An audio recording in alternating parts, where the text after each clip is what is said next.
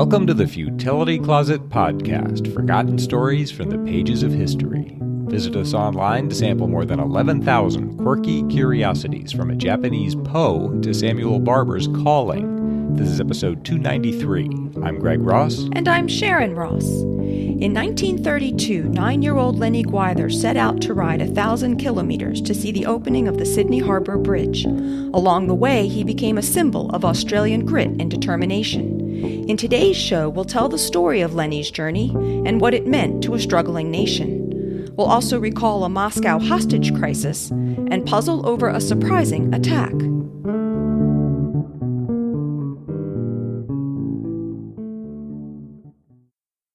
The Great Depression hit Australia hard, with millions sharing in the global worries about the future.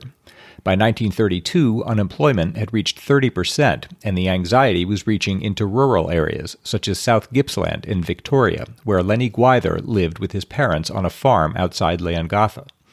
The Gwythers had been working this land since the 1870s, and at 9 years old, Lennie was already closely involved in the life of the farm.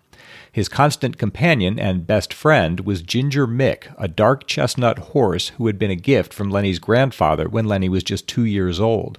The horse and the boy had been born on the same day and had grown up together. Lennie rode Mick to school each day, a distance of 7 kilometers, and when work was done, the two of them competed in riding events at agricultural shows where they often won prizes. Lennie was immensely proud of his father, whom everyone knew as the Captain, a decorated soldier who had so distinguished himself in the Great War that the King of England had presented him with the Military Cross at Buckingham Palace. So Lennie was greatly concerned when the Captain fell and broke his leg. He was taken to a hospital in Melbourne where he was recovering, but the injury meant he couldn't ready the fields for planting, and he had no one who might help him. So Lennie harnessed a team of 4 horses and plowed 24 acres himself to prepare them for sowing. This is an enormous job even for a grown man, but Lennie worked day after day behind the team, and he managed to harrow and smooth the fields so that the onions and potatoes could be planted. When the Captain returned from the hospital, he was so impressed and thankful that he offered the boy anything he wanted in return. Lennie thought about it and made an unusual answer. He had always been fascinated by the Sydney Harbour Bridge, which had begun construction shortly after he was born. Whenever Lennie wasn't working, he used to sit at the kitchen table, poring over pictures and descriptions of the bridge as it took shape, an engineering marvel that would carry 6 lanes of traffic, trains, and pedestrians between the city's central business district and the North Shore. When the Depression struck, the project was called the Iron Lung because of the life-sustaining employment it gave to many people. Now, in 1932, the bridge was nearly finished, and its opening ceremony in March promised to be one of the biggest events in Australian history. Thousands of people had already booked special trains to travel from Adelaide and Melbourne to witness it. So this was the reward that Lennie asked for, to ride Ginger Mick to Sydney that summer to see the opening of the bridge. It was a sobering request. Lennie was 9 years old, and he was proposing to ride almost 1,000 kilometers, 600 miles, by himself. They estimated that it would take him about 35 days to get there, which meant that he'd celebrate his 10th birthday on the road and wouldn't return until winter had set in. Lennie's mother was worried not just about his safety in Sydney, but about the journey itself. In these difficult days, there would be many unemployed men on the roads and in the rural towns. But the Captain said Lennie could go, and she rearranged the family budget to buy him a new suit of clothes for the journey. As word spread of Lennie's plans, the local newspapers published their wishes for the boy. One wrote, "Feats of endurance in men are often quoted, but a feat by a lad of 9 years of age is about to be made. The friends of the parents will wish Lennie every success in his undertaking." Another wrote, "It is the first occasion known to this paper where a Gippslander has made the trip to Sydney in the saddle, so the Leongatha lad must be regarded in the light of an overland pioneer." And another wrote, "The good pioneering spirit which has always sent men out regardless of the dangers ahead is very much alive in this sturdy Australian boy." On the date of his departure, February 3rd, Lennie was up early. He put on the suit, a woolen jacket, and short trousers, and saddled up Ginger Mick. He rolled his extra clothes into an oilskin swag and put it across the front of the saddle, and slung a sugar bag of basic supplies over his shoulder. On his head was a special sou'wester hat that turned up at the front and covered his neck to protect it from the sun. He and his family rode into town where a small crowd had gathered at the showgrounds to see him off. The Shire president made a short speech and gave Lennie a letter of introduction to the Lord Mayor of Sydney. Then it was time to go.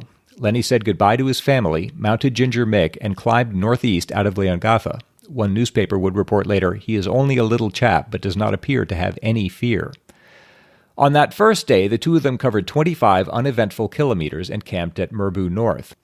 On the second day, they set out early and passed through the dairy farms of the Lateral Valley to reach the outskirts of Traralgon, where they stayed with Sam Phillips, a friend of the family. Sam worked for Vacuum Oil Company, a forerunner of Mobil, and the company sent a message ahead to its employees to be on the lookout for Lenny and to extend him every courtesy on his journey. On the third day, they rode for 20 kilometers through black smoke blown down from a bushfire in the north, but arrived safely at the home of relatives in Kilmany, near Rosedale. And so they went, heading generally east through varying weather, staying whenever possible with friends and relatives along the way. As word got about, they received more and more attention in the press. The Bairnsdale Advertiser wrote, "Lenny Gwyther, to give him his full title, has more than the usual quota of self-assurance for a lad of his years, and has absolutely no fears for his future.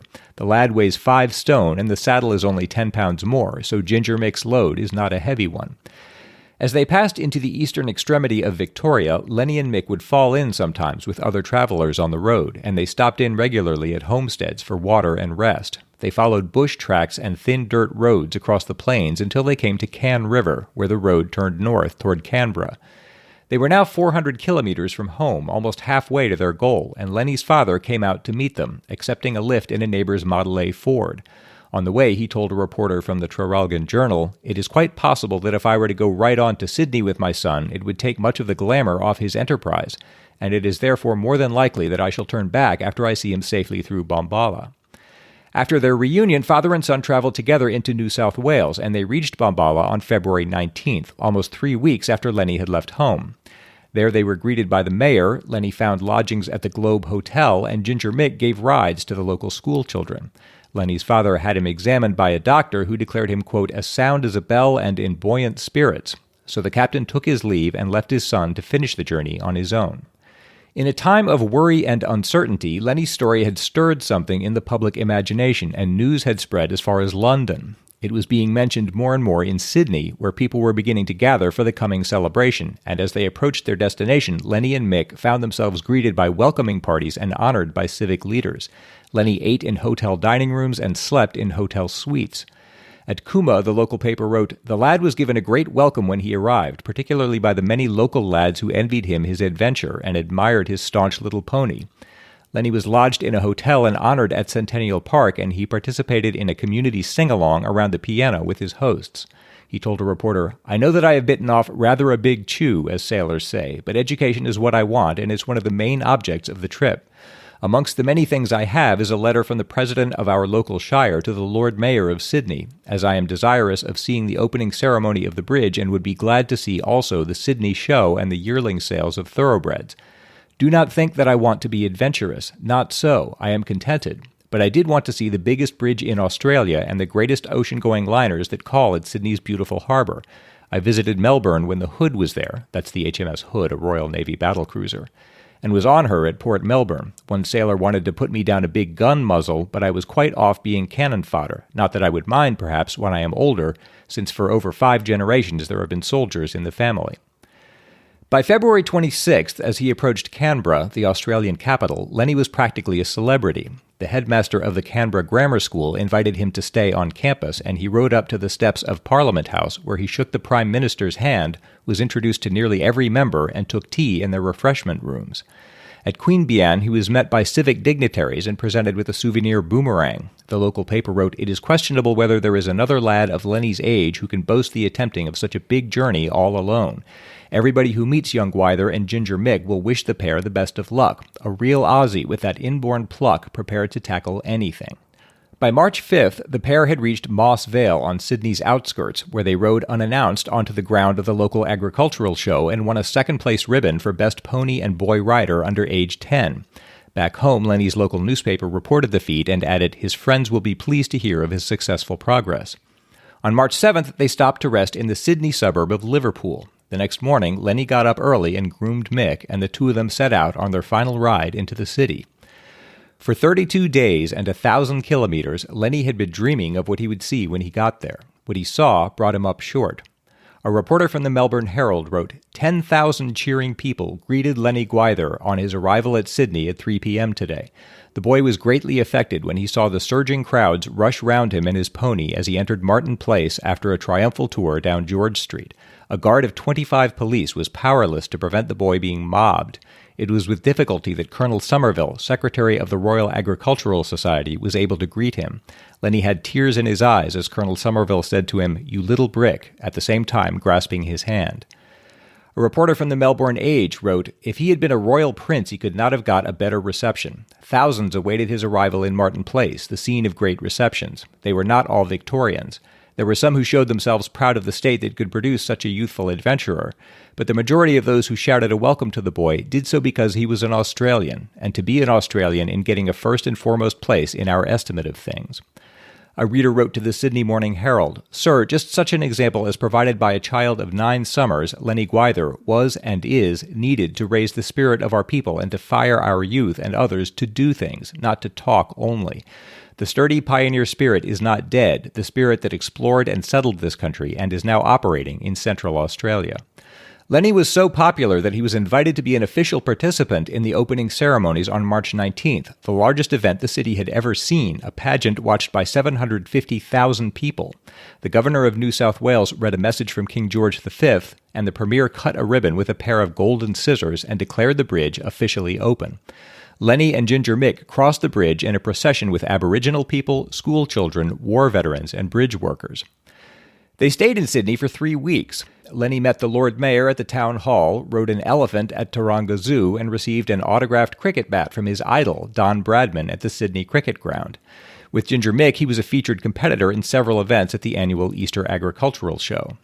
Lennie's family had originally planned that he would take a steamer home from the city, but he had enjoyed his journey so much that he convinced his father that he should ride Ginger Mick home again, this time riding inland via the Hume Highway track to Melbourne. His fame preceded him. At Gunning, he gave a talk to the local public school and attended a meeting of the Shire Council, who gave him a £1 note in honor of his 10th birthday.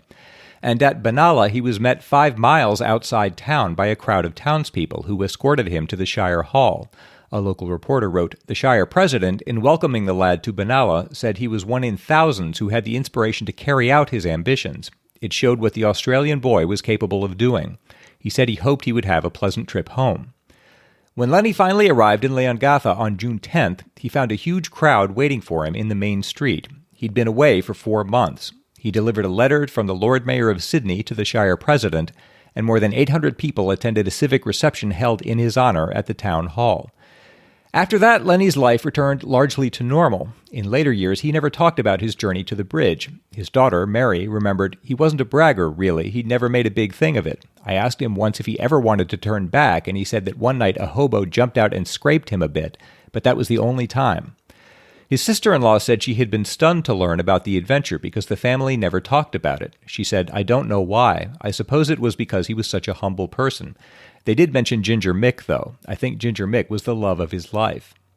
Mick lived on the Gwyther farm to the age of 27. Lennie went on to marry, had a daughter, and settled eventually in the Melbourne suburb of Hampton. He worked as an engineer for General Motors and was known as a keen fisherman, astronomer, ice skater, and sailor. When he died in 1992 at age 70, he was building a yacht that he planned to sail to Tasmania and New Zealand. His granddaughter said he had a lathe in the shed and he was always turning wood or making tools or tables. There wasn't really anything he couldn't do. I'm sure he would have attempted sailing around the world. That's how adventurous he was. At his memorial service, no mention was made of his trip to the bridge, and the story largely passed out of memory even within Leongatha. But in 2015, South Gippsland Shire Councillor Bob Newton called for a statue of Lennie and Mick to commemorate the journey. He said, "It is one of the great stories of Leongatha, but probably never recognized too much. It was an amazing achievement for someone to ride all that way." He raised the money, and a foundry in Dandenong cast a life-size bronze statue of Lennie and Mick. It was unveiled in October 2017 and stands today in the heart of town. In April 1932, when Lennie had reached his goal, the magazine Berlay Review published an editorial. "Here's to Lennie Gwyther, worthy descendant of the stalwart pioneer who, way back in 1876, blazed the track and opened up the land that is now farmed by this gallant young Australian sire. Why do we honor Lenny today? We honor him because for a boy of 9, he has displayed courage, grit, perseverance, and high endeavor, and displayed all these qualities in a manner and in a measure that would make many an older lad square his shoulders, look the world in the eye, and say, I have done well. Lenny's achievement is a rebuke to cowardice. Nay, more, it is a clarion call to courage. For courage, coupled with high endeavor, will as surely bring Australia to her goal of prosperity as they brought this young Australian lad to the safe and happy termination of his 600-mile adventure. One newspaper said Lenny's determination to see the bridge opening had displayed the spirit needed to make a nation. A former classmate said in 2007, we all wanted to go there and see it, but nobody thought it was possible. Nobody except Lenny.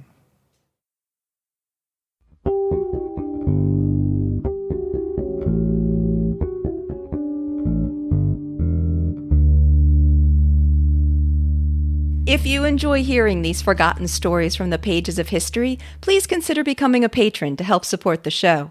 You can check out our Patreon page at patreon.com/futilitycloset or see the link in our show notes. And thanks so much to all of our supporters who help us to be able to tell these stories. The puzzle in episode 228, spoiler alert, was about a woman who had 2 cars to make her commute easier. And then in episode 233, I followed up with some more unusual reasons that people might own 2 cars, including for dealing with the idiosyncrasies of their commutes. We recently had another follow-up on this topic from Steve Kata, who said, "Greetings from the UK, where my surname is pronounced with a non-rhotic R, a glottal stop for the T in the middle, and a schwa for the ER suffix. Go on, have a go." And I will admit that I just looked up the British pronunciation of Kata and went with that, which I think conforms to the pronunciation tips that Steve sent.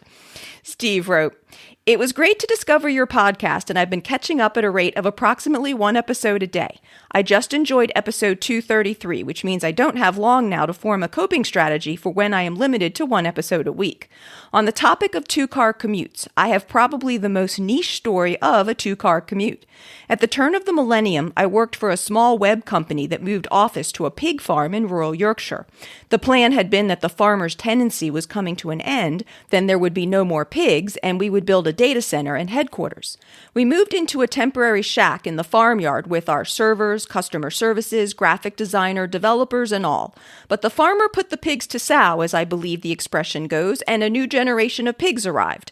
This meant my commute included opening a farm gate, heading up an unmade road, and crossing a muddy yard that stank to high heaven.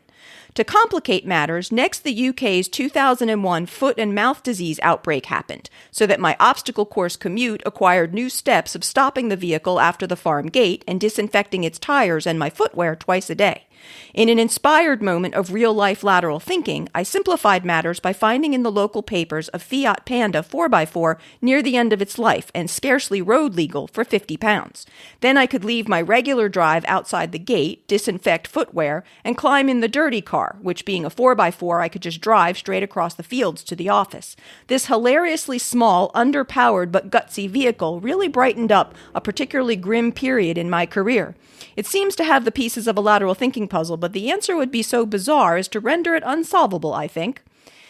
And yeah, I do think that's a little too niche to make a solvable puzzle, but it is an interesting story.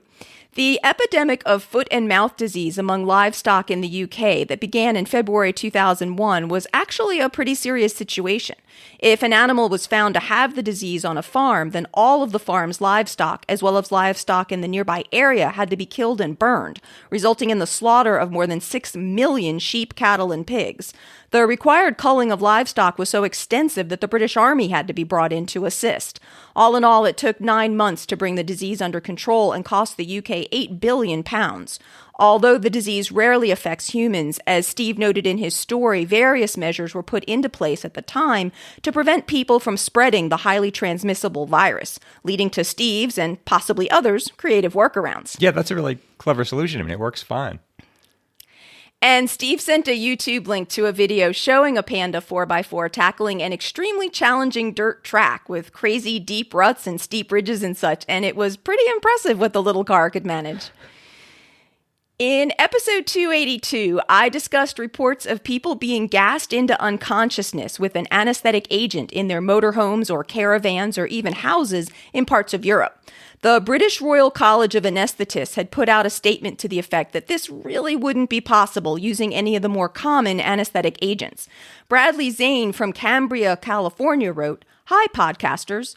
Regarding the gas attacks on tourists in episode 282, I was surprised no one thought to recall the 2002 Moscow theater crisis when terrorists took a theater crowd hostage in response to a British medical organization poo-pooing the idea of sleeping gas in an area such as a house or caravan."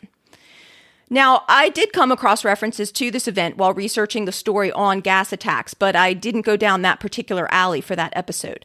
But this event that Bradley is referring to does demonstrate that it is possible to pump an aerosolized drug into a large area to knock people out.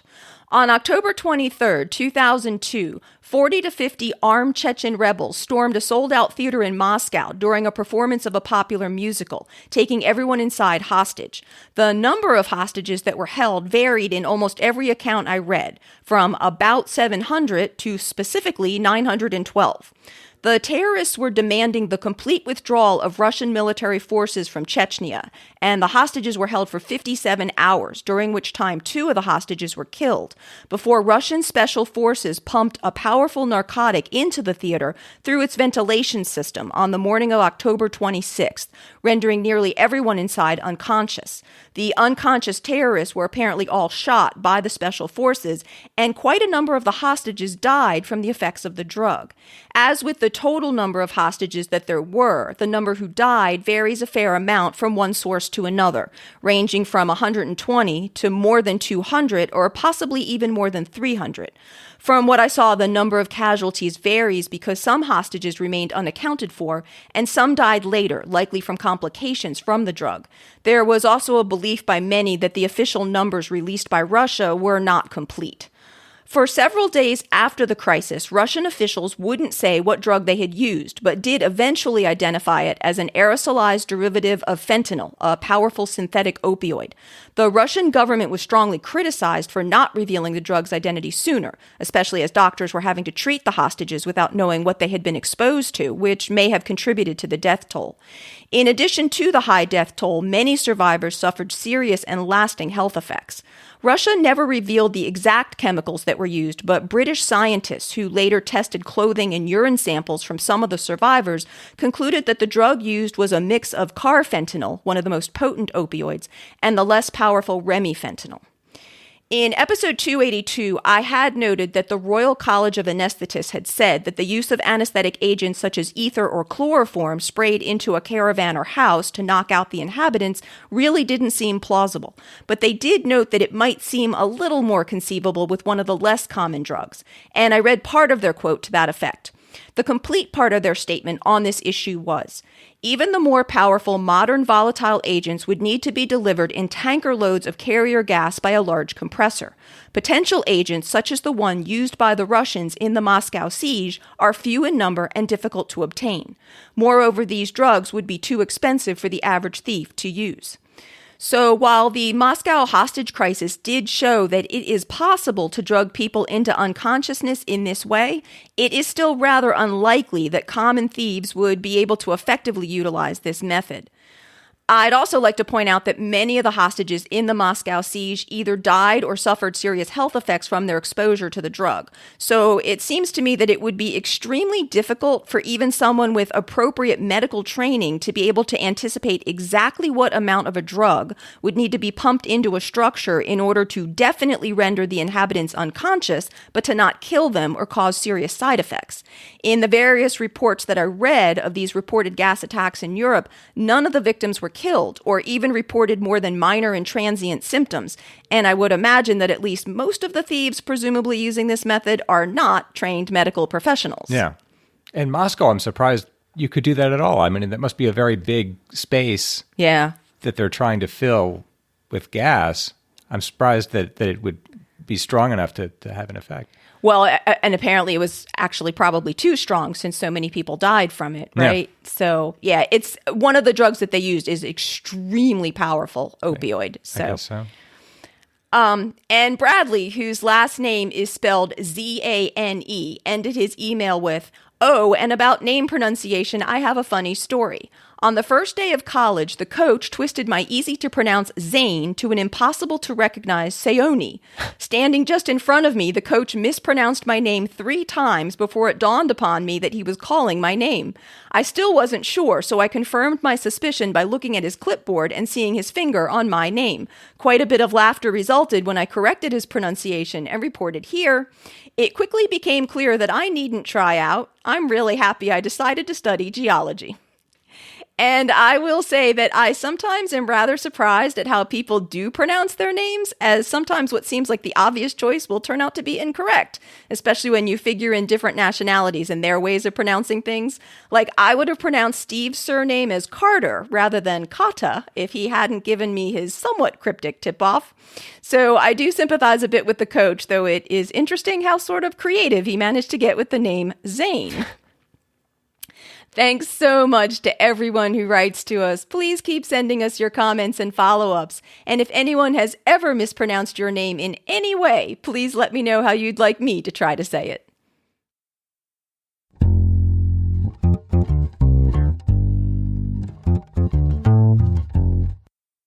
It's my turn to try to solve a lateral thinking puzzle. Greg is going to give me an interesting sounding situation, and I have to see if I can work out what is actually going on, asking yes or no questions.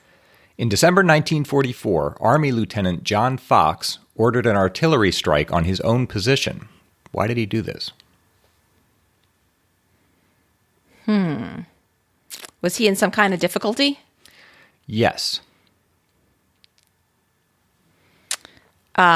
And he was hoping that by ordering an artillery strike, it would help him out of his difficulty? No. Was he hoping it would tell his comrades where he was? Comrades isn't the right word, assuming he's not Russian, but... No, that's not it. Oh, okay. He ordered it in the... Oh, did he? Okay. He ordered an artillery strike on his own position, the position that he is currently occupying. Yes. Did he order it for a particular time, like it was going to happen in a particular amount of time, or did he want it to, versus he wanted it to occur right away? He wanted it to occur right away. Even though he was there? Yes. Okay. Does it matter exactly where he was? No, not really. Does it matter which army he was fighting for?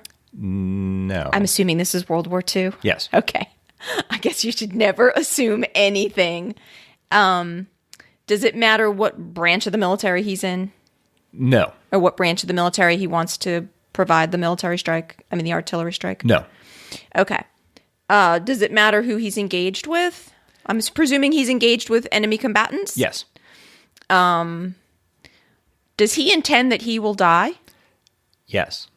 Oh, really? That's very sad. Did he die? Yes, he did.